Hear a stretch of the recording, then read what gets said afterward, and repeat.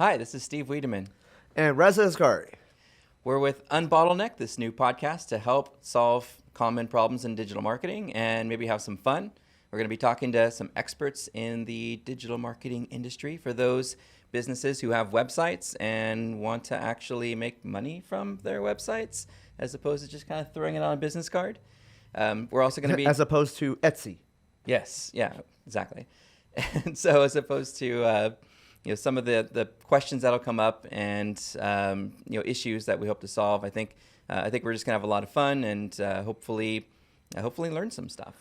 Settle down. Nobody said anything about fun around here. Okay, I don't want to have any kinds of fun. We're talking specifics, and we're gonna get into some details. There will be no fun had. It's okay. A deal.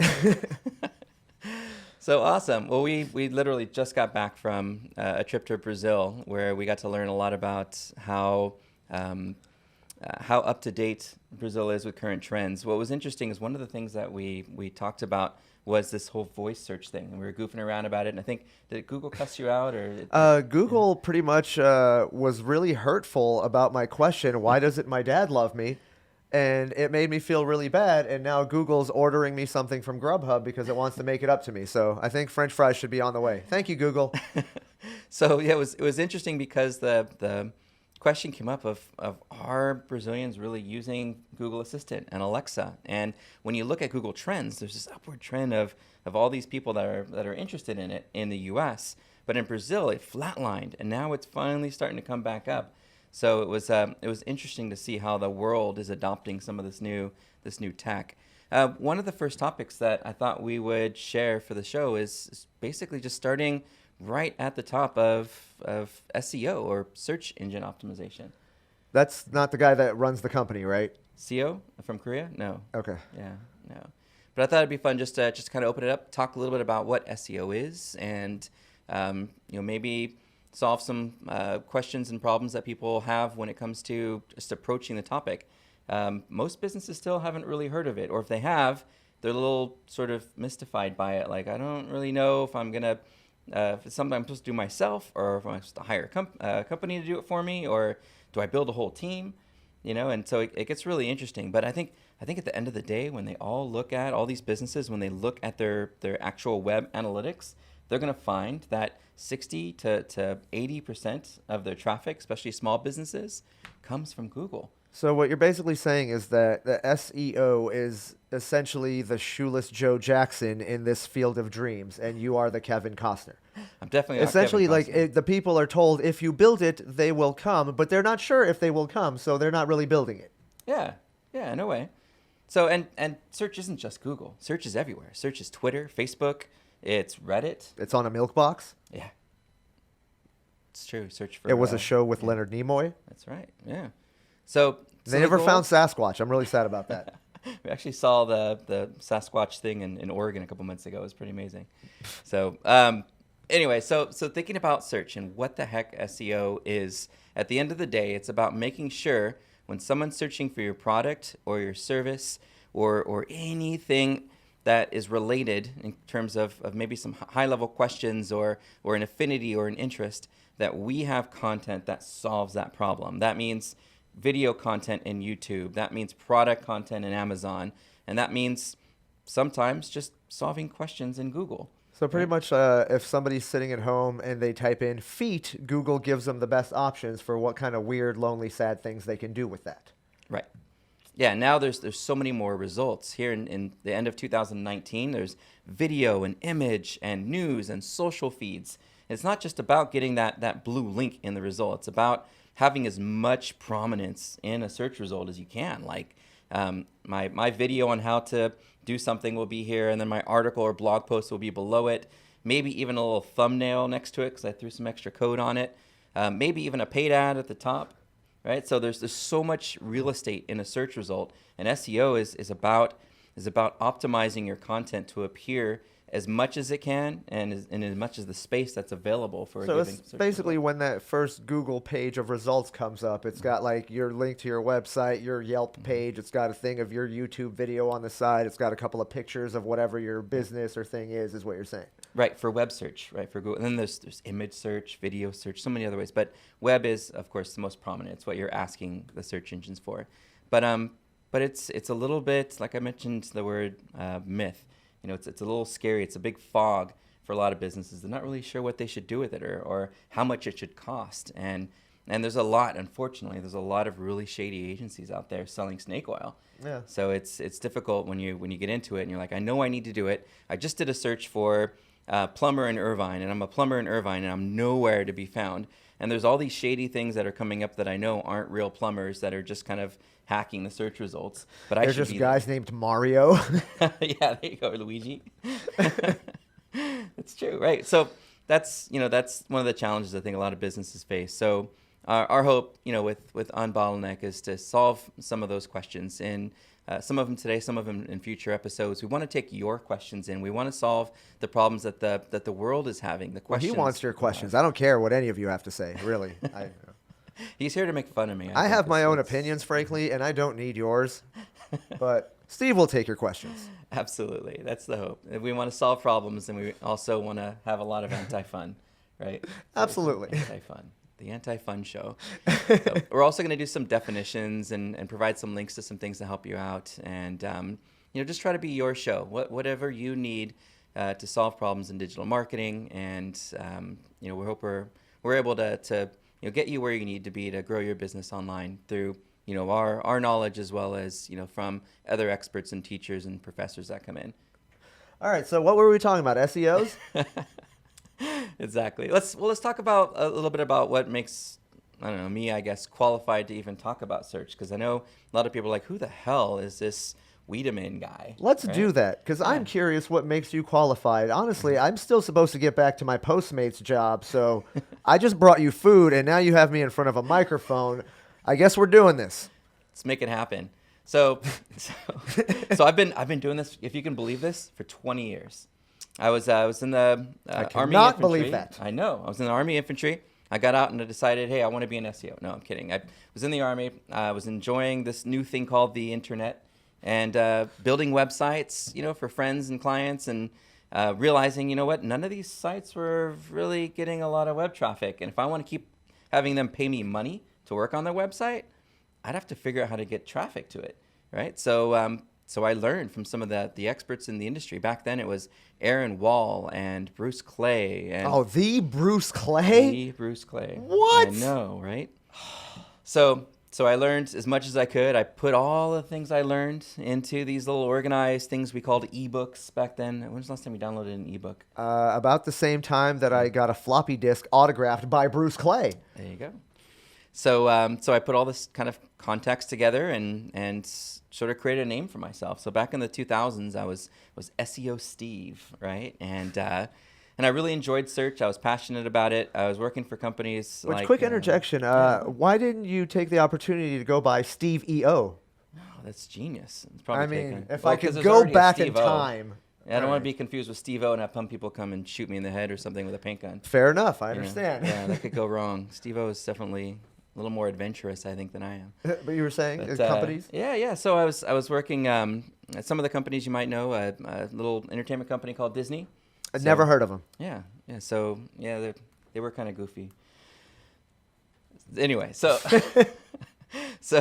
silence was the appropriate right. response. I know. We should have programmed Google to come back with a funny response to that. But so I was in charge of their paid ads. So if you did a Google search for Disneyland passports, you would see their paid ad and an organic result, which is right below the paid ads. If you did a search for Disneyland tickets, you would see the paid ad, and then you would see a bunch of other websites, but not Disneyland, in the organic results, because Disneyland doesn't sell tickets; they sell passports. Okay. So one of my accomplishments, one of my agenda items was to get them to start incorporating the word tickets more, because that's how people searched. They didn't search using passports; they used tickets. Yeah, the only time you search using passports is if you have like a summer vacation with your family, or if you just need to change your identity. Those are two actually really good occasions. So I did the thing at Disney for a while, and I worked for some pretty exciting agencies in the late 2000s. And then 2010, I left the corporate world and decided I'm going to be a freelance, independent SEO guy. Did that till 2015. We incorporated. We have a small team of experts now in search. We work with some pretty exciting restaurant franchises and e-commerce websites, and just really enjoy testing, breaking, learning all about different ways that we can improve keyword rankings and search results. Okay. And are you allowed or not allowed to say the people that you're working with? Yeah, I could talk about a few of them. I think we will too in some of the case studies. I don't know if we had to All pull of like them. a Mitch Hedberg joke and be like, I can't say who I'm working with. It's a hotel chain, but it has 2 trees in it. That's actually a good segue into coming up with some creative ideas on how people might search to find my clients. So one of them might search for best breakfast, right? Or another one might be dollar margarita deals this month, right? Or cheap dollar. Which, by the way, I want to meet the person who's just actively searching for dollar margarita deals. Like, that's a person who's got a lot of things going on in their life that they need to address. Yeah, I think you might find some in my search history. I should clear that when I get back to my computer. So yeah, and then one of the other things I do too is I teach. I just started teaching at UC San Diego. I teach an online class there, and Cal State Fullerton here in Fullerton, California. So I'm excited to take all the things that I'm teaching students and have taught people and agencies over the year and start sharing them through this show and through some of the other things that we're going to be doing in 2020. So what you're saying is we are, between the two of us, you are essentially the more accomplished, clearly by a long shot. Depends on what you call accomplished. I couldn't change a tire to save my just life. what you did between 2005 and 2010, I don't think I've done since 12 to 38. Like you can't imagine getting that much done with my life. Yeah. That's how much of a California stoner I am. Well, remember, it's not about what you do. It's who you are. And that is who I am, a California stoner who does not get a lot accomplished. So we hope to have a lot of fun, share a lot of helpful tips, meet a lot of amazing people in digital marketing, and we want this to be your show. So let's be honest. Some of them are going to be amazing. Yeah. There's going to be a few that are just going to suck. Yeah, we're going to want to throw trail mix at them. But hey, them's the breaks. Yeah, that's how it goes. Well, cool. Well, again, my name's Steve Wiideman. Reza Asgari. And we look forward to seeing you on future Unbottleneck shows. And thanks for watching. It's time for SEO tips. That's me. So what is an SEO? SEO is short for search engine optimization. In a nutshell, it's how marketers attract customers from Google and Bing, even websites like YouTube, Amazon, and voice assistants like Google Home, Alexa, and Siri. The girls. Since search engines don't exactly share how they rank web pages, SEOs must test and experiment to see what works.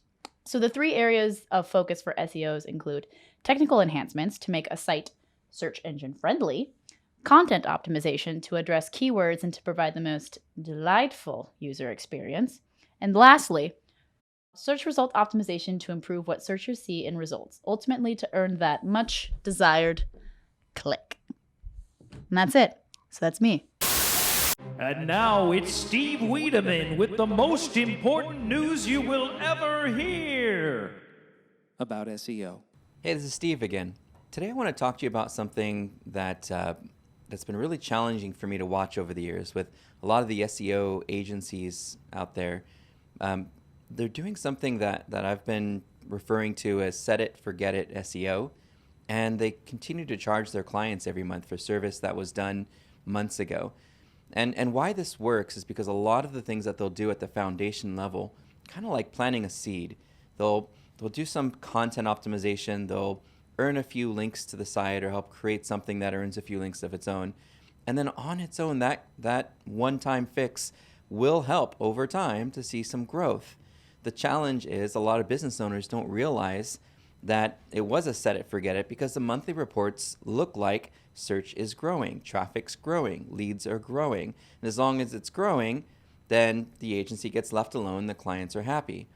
It's unfortunate that a lot of agencies don't have a continuum SEO mentality, and instead they just do a one-time optimization and they just continue collecting a check. A lot of smaller businesses will use platforms that will call them and say, hey, where do you rank in Google?